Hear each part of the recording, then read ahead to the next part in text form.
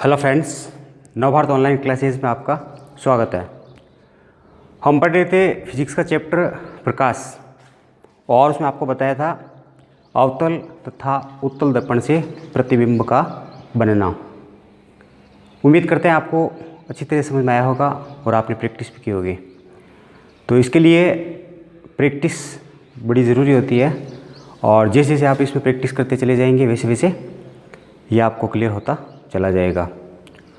अब देखिए, उससे आगे हम पढ़ते हैं चिन्ह परिपाटी। जैसे न्यूमेरिकल क्वेश्चन वगैरह होता है उसको सोल्व करने के लिए चिन्ह परिपाटी कुछ रूल्स होते हैं जिनके बारे में हमें पता होना आवश्यक है।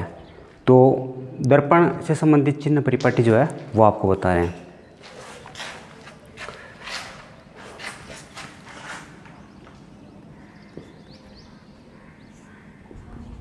दर्पण से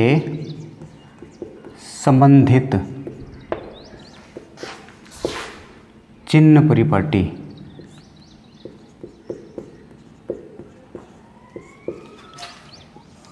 इसे कार्तीय चिन्ह परिपाटी भी बोलते हैं। तो पहले डायग्राम से समझते हैं, उसके बाद में इसके लिए पॉइंट्स जो है वो लिखेंगे। ये देखिए, यहाँ पे एक दर्पण बना लेते हैं। कोई सा भी दर्पण ले सकते हैं और हमने ये एक दर्पण की साइज़ ले ली है। अभी पॉलिश जब तक नहीं करेंगे तब तक ये डिसाइड नहीं होगा कि ये कौन सा दर्पण है, लेकिन इस तरह जो दर्पण हम बनाते हैं वो कौन सा होता है? अवतल। अब देखिए, इसके बीच में हम खींचेंगे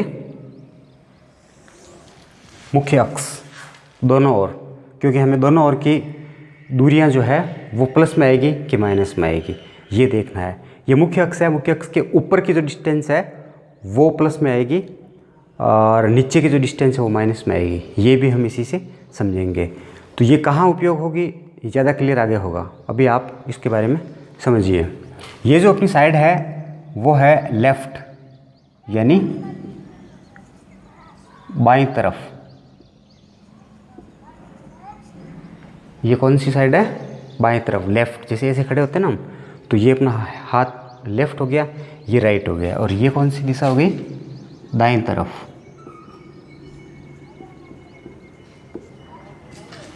समझ गए?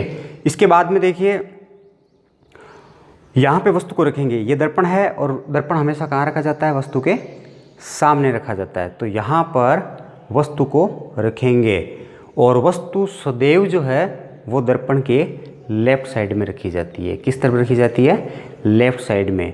तो इसका जो मान आएगा इस तरफ और उस तरफ, ये देखना है ये कैसा आएगा।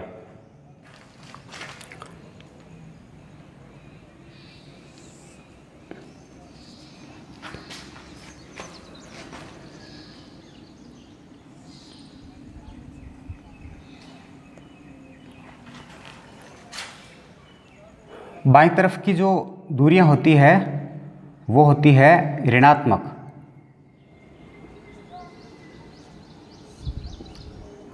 क्या होती है? ऋणात्मक। यानी वस्तु, दर्पण से वस्तु की जो दूरी होती है उसको स्मॉल u से प्रदर्शित करते हैं। ऐसा हम दर्पण सूत्र में पढ़ेंगे। तो u का मतलब होता है वस्तु की डिस्टेंस, किससे? दर्पण से, और उसको हमेशा किस में मापा जाता है? माइनस में। u का मान सदैव किस में आएगा? माइनस में आएगा। तो यहाँ पर u जो है वो माइनस है, यानी बाईं तरफ रखा जाता है सदैव, तो उसका मान सदैव बिना सोचे किस में रखना है? माइनस में रखना है। और बाईं तरफ की दूरियां किस में मापते हैं? ऋणात्मक। और दाईं तरफ की जो दूरियां हैं, दाईं तरफ की दूरियां किस में मापी जाती है? धनात्मक, प्लस में। इधर माइनस में, इधर प्लस में। अब इस वस्तु का प्रतिबिंब अगर इस ओर बन रहा है तो v, यानी दर्पण से प्रतिबिंब की जो दूरी होती है उसको किससे प्रदर्शित करते हैं? v से। तो v का मान किस में आएगा? धनात्मक आएगा, प्लस में आएगा। यानी दर्पण से इस ओर अगर प्रतिबिंब बन रहा है तो उसका मान v का किस में आएगा? धनात्मक आएगा। और अब देखिए, ये मुख्य अक्ष के ऊपर की ओर की दूरियां, मुख्य अक्ष के ऊपर की ओर की दूरियां किस में मापी जाती है? धनात्मक। ये देखिए, और मुख्य अक्ष के नीचे की ओर की दूरियां, मुख्य अक्ष के नीचे की ओर की दूरियां किस में मापी जाएगी? ऋणात्मक। वस्तु को सदैव मुख्य अक्ष के ऊपर रखते हैं हम। ये मुख्य अक्ष है, इसके ऊपर हम वस्तु को सदैव रखेंगे।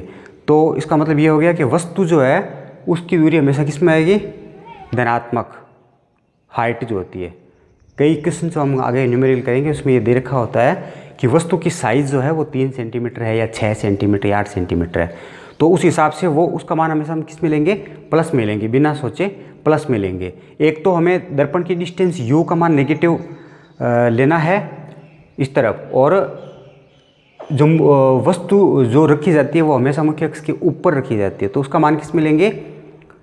धनात्मक लेंगे, प्लस में लेंगे। और प्रतिबिंब जो है वो इसके ऊपर भी बन सकता है और इसके नीचे भी बन सकता है। यदि इसके नीचे बना है तो हम उसका मान किस में लेंगे?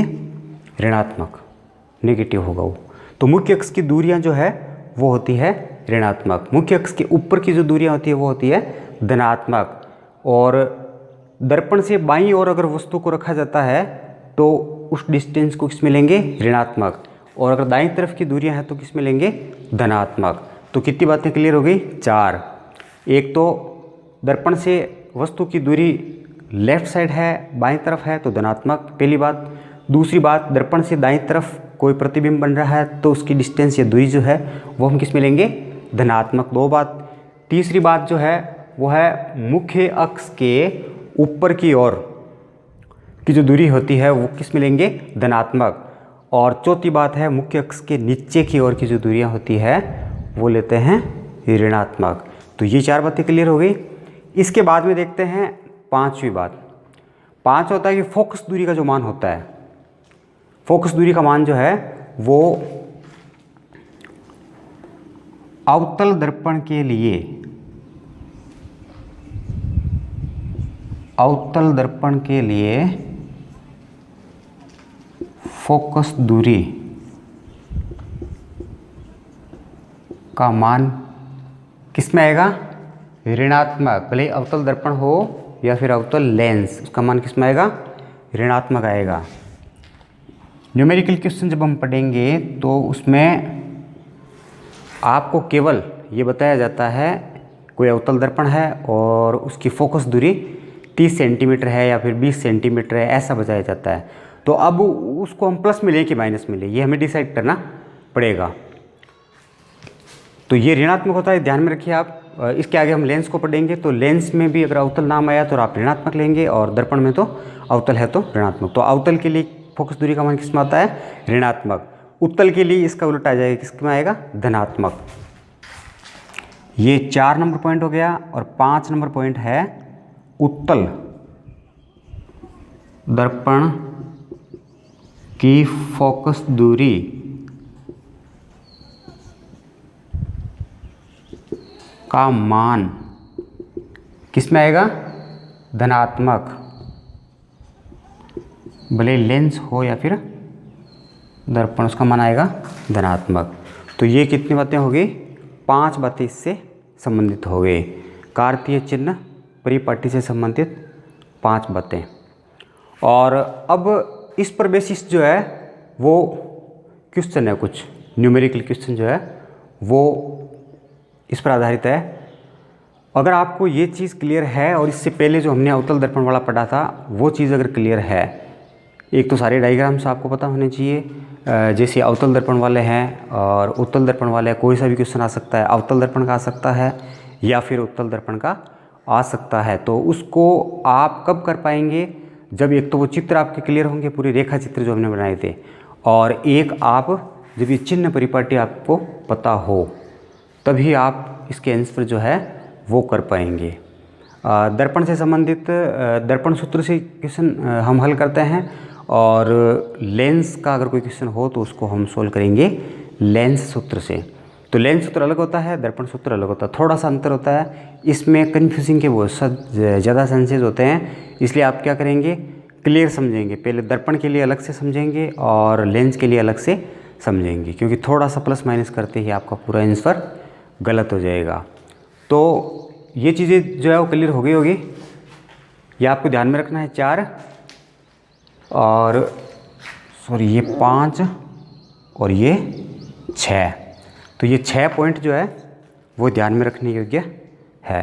अगर आपको ये क्लियर हो गए तो फिर आपका न्यूमेरिकल क्लियर सही होगा। 3 नंबर का क्वेश्चन इसमें से पूछा जा सकता है न्यूमेरिकल्स में, और या फिर डायरेक्ट क्वेश्चन भी पूछ लिया जाता है। जैसे कोई अवतल दर्पण है और उसमें अलग अलग स्थिति पे कोई वस्तु रखी जाती है तो उसका प्रतिबिंब कहाँ बनेगा, इस तरह का क्वेश्चन भी इसमें पूछा जा सकता है।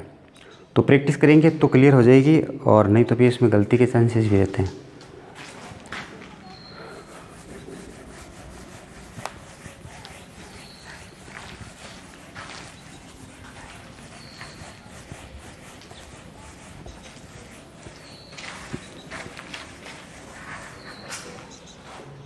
न्यूमेरिकल क्वेश्चन करने से पहले हम देखते हैं अवतल दर्पण के उपयोग।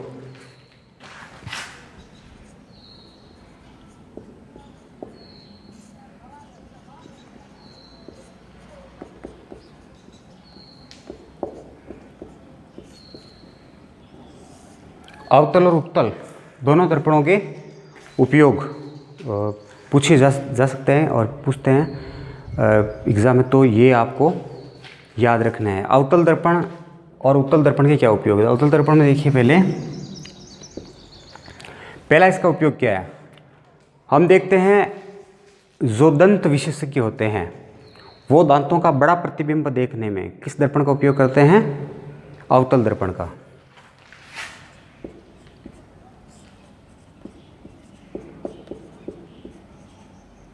दंत विशेषज्ञ दांतों का बड़ा प्रतिबिंब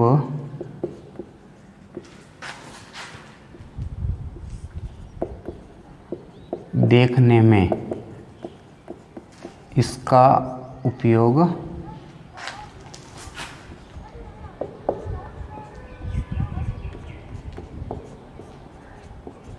करते हैं, समझ गए। और फिर दूसरा जो है वो है हेडलाइट्स जो होती है, वाहनों में जो अग्रदीप होते हैं, सबसे आगे वाली जो लाइट्स होती है उसको बोलते हैं हेडलाइट्स, या फिर बोलते हैं अग्रदीप। तो वाहनों के अग्रदीपों में, वाहनों के अग्रदीपों, ये हिंदी का शब्द है, इंग्लिश में बोलते हैं हेडलाइट्स। वाहन के अग्रदीपों में प्रकाश का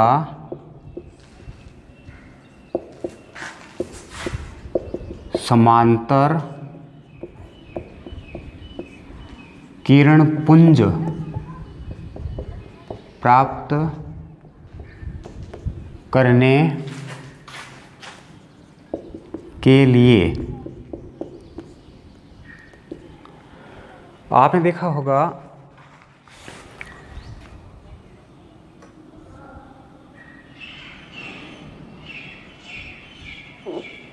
इस तरह से जो वाहनों के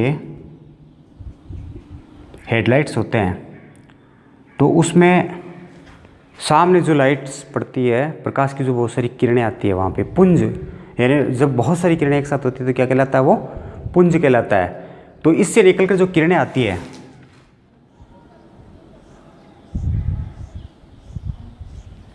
इस तरह का प्रकाश है, ये समांतर है। सारी किरणें जो एक दूसरे से क्या है, पैरेलल। पैरेलल का मतलब होता है कि इनके बीच में जो डिस्टेंस है वो इक्वल है। यहाँ से देखिए फिर आगे से देखिए, इसमें जो है वो कोई अंतर नहीं होगा ज़्यादा, बराबर होंगी, जो डिस्टेंस यहाँ है वही डिस्टेंस यहाँ पे, तो समांतर किरण पुंज बोलते हैं। क्योंकि ये बहुत सी किरणों का समूह है, ग्रुप है, पुंज है, इसीलिए इसको बोलते हैं समांतर किरण पुंज। और समांतर किरण पुंज अगर हमें प्राप्त करना है तो कौन सा दर्पण लेना पड़ेगा? अवतल दर्पण। तो वाहनों के अग्रदीपों में इसका उपयोग किया जाता है, और क्यों किया जाता है ये आपको पता होना चाहिए, क्योंकि आपको क्वेश्चन में ये भी पूछा जा सकता है कि अवतल दर्पण का जो उपयोग है वो वाहनों के हेडलाइट्स में क्यों किया जाता है। तो प्रकाश का समांतर किरण पुंज प्राप्त करने के लिए, ये इसमें बताना है। फिर है तीसरा, सौर कुकर, सुना होगा आपने। सोलर कुकर जो होता है, सूर्य के प्रकाश से प्रकाश ग्रहण करके और उसके बाद में उसमें खाना पकाया जाता है।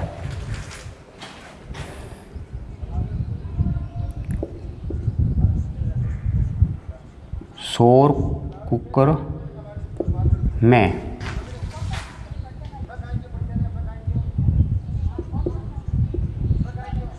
भोजन पकाने के लिए अवतल दर्पण का उपयोग होता है। तो ये इसके हो गए 3 उपयोग। पहला, दंत विशेषज्ञ दांतों का बड़ा प्रतिबिंब देखने में इसका उपयोग करते हैं। इसके अलावा वाहनों के अग्रदीपों में प्रकाश का समांतर किरण पुंज प्राप्त करने के लिए इसका उपयोग किया जाता है। सौर कुकर में भोजन पकाने के लिए अवतल दर्पण का उपयोग किया जाता है। और चौथा जो है वो है शेविंग बनाने के लिए हम और आप सभी जाते हैं नाई की दुकान पे, तो वहाँ पर देखा होगा आपने एक दर्पण बड़ा सा जो है वो लगा रहता है सामने। तो वो जो दर्पण है वो कौन सा है? अवतल दर्पण।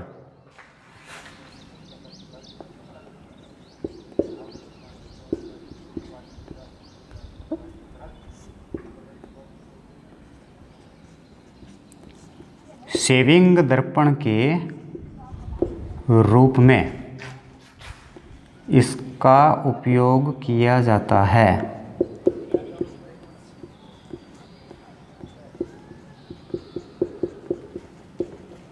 तो ये कितने उपयोग हो गए इसके? 4।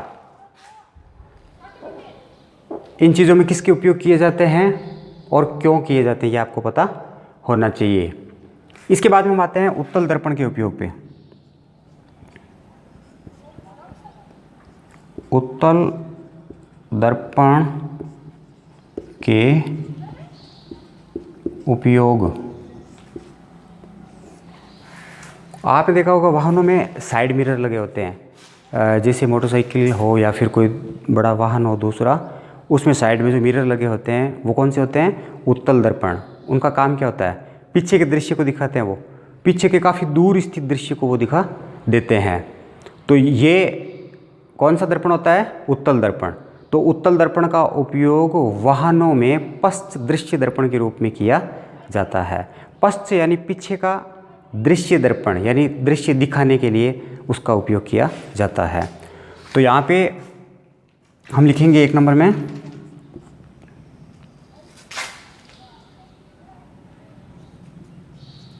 वाहनों में उत्तल दर्पण का उपयोग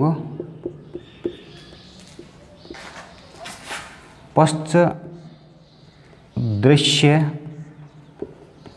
दर्पण के रूप में किया जाता है। अब यदि पूछ ले कि क्यों किया जाता है, वाहनों में उत्तल दर्पण का उपयोग क्यों किया जाता है, ऐसे क्वेश्चन अगर हो तो क्या होगा? उत्तल दर्पण जो होता है उसका दृष्टि क्षेत्र विस्तृत होता है, इसीलिए इसका उपयोग जो है वो वाहनों के पश्च दृश्य दर्पण के रूप में करते हैं। क्योंकि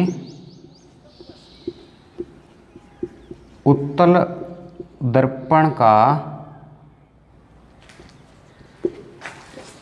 दृष्टि क्षेत्र उत्तल दर्पण का दृष्टि क्षेत्र विस्तृत होता है।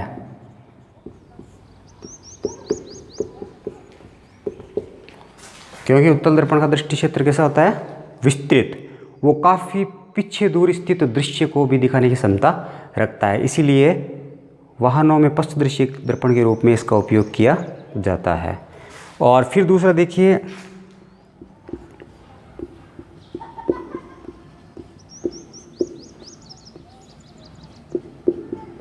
सोडियम लैंप में भी इसका उपयोग किया जाता है।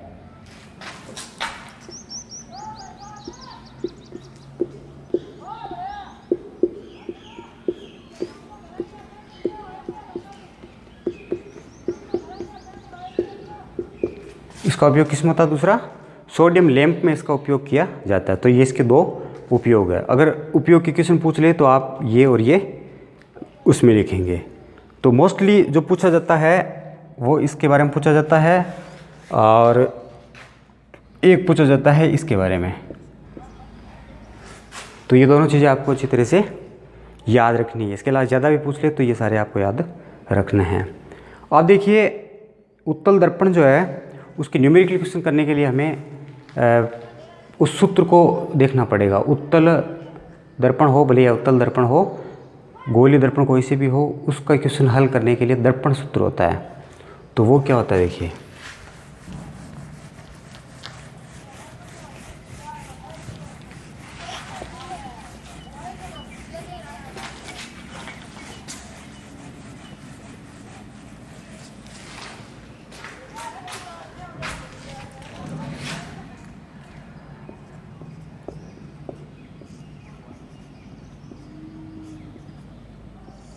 दर्पण सूत्र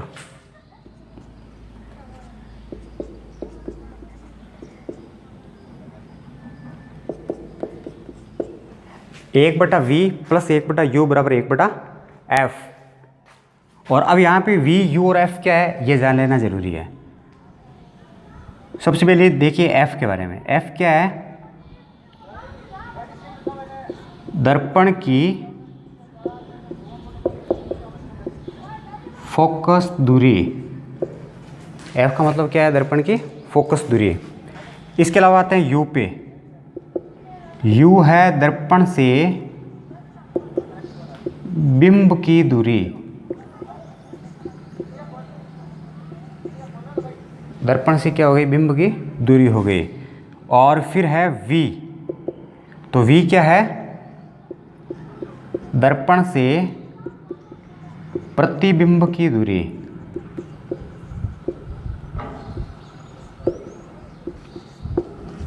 समझ गए? एफ दर्पण की फोकस दूरी हो गई, यू दर्पण से बिंब की दूरी हो गई, और वी दर्पण से प्रतिबिंब की दूरी हो गई। अब देखिए एक क्वेश्चन जो है वो यहाँ पे कर रहे हैं।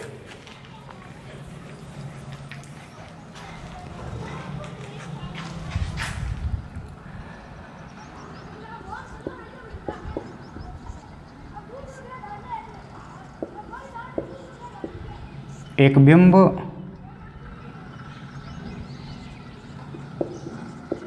अवतल दर्पण के सामने, एक बिंब अवतल दर्पण के सामने 30 सेमी दूरी पर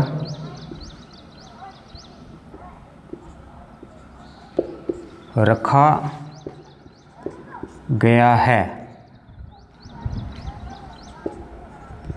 यदि उसकी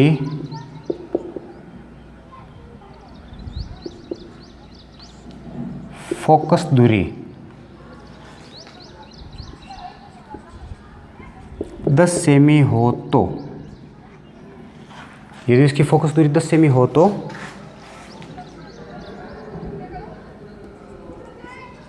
दर्पण से प्रतिबिंब की दूरी ज्ञात कीजिए। ये क्वेश्चन है। इसको किस तरह से सॉल्व करेंगे? इस तरह क्वेश्चन हल करने के लिए आप क्या लिखेंगे? जो मान आपको दिया जाता है सबसे पहले वो लिखेंगे। तो दिया गया है, क्या क्या मान दे रखा है और क्या मान आपको ज्ञात करना है। इसमें देखिए, एक बिंब अवतल दर्पण के सामने 30 सेमी दूरी पे, तो बिंब का मतलब हो गया u। तो u का मान इसमें दे रखा है 30 सेमी। प्रश्न में केवल इतना दे रखा है, लेकिन u का मान प्लस में होगा कि माइनस में होगा, ये हमें चिन्ह परिपाटी के अकॉर्डिंग निर्धारित करना है। तो दर्पण के सामने वस्तु जो होती है वो सदैव किस ओर रखी जाती है? बाईं तरफ रखी जाती है। बाईं तरफ की दूरियां जो होती है वो क्या होती है? ऋणात्मक। तो u का मान किस में आएगा? ऋणात्मक आएगा, -30 सेमी। और फिर है, यदि इसकी फोकस दूरी 10 सेमी हो तो ये दर्पण कौन सा है? अवतल। और मैंने वहाँ पे लाइन लिखाई थी, अवतल दर्पण की फोकस दूरी किस में ली जाती है? माइनस में। f बराबर 10 सेमी तो प्रश्न में दे रखा है, और माइनस हमें जोड़ना पड़ेगा क्वेश्चन के हिसाब से, दर्पण के हिसाब से। और फिर इसमें क्या ज्ञात करना है? v का मान ज्ञात करना है। ठीक है, तो चूंकि ये दर्पण का प्रश्न है तो शुरुआत कहाँ से करेंगे? दर्पण सूत्र से। और दर्पण सूत्र क्या होता है? 1/v + 1/u बराबर 1/f। ठीक है, अब इसमें किस चीज़ का मान ज्ञात करना है उसको सामने रखेंगे। जैसे इस फॉर्मूले में हमें v का मान ज्ञात करना है, तो क्या करेंगे? v को आगे रखेंगे, बाकी राशियों को बराबर के उस ओर ले जाएंगे। आपको पता है कोई भी राशि जब चेंज होती है बराबर की उस तरफ या इस तरफ आती है तो उसको पक्षांतर बोलते हैं, और इस समय चिन्ह जो है वो बदल जाते हैं। तो 1/v, v को याद करना है इसलिए v को यही रखेंगे। 1/v बराबर 1/f, ये अपनी जगह था तो इसमें नो चेंज, कोई चिन्ह चेंज नहीं होगा। और 1/u जो प्लस का था वो उस तरफ जाएगा तो किसमें हो जाएगा? माइनस में। तो -1/u ये हो जाएगा। इसके बाद में देखिए 1/v, ये तो याद करना हमें। 1/f का मान कितना है वहाँ पे? -10। समझ गए? इसको हम कोष्टक में डाल देते हैं, सूत्र का माइनस आ गया। और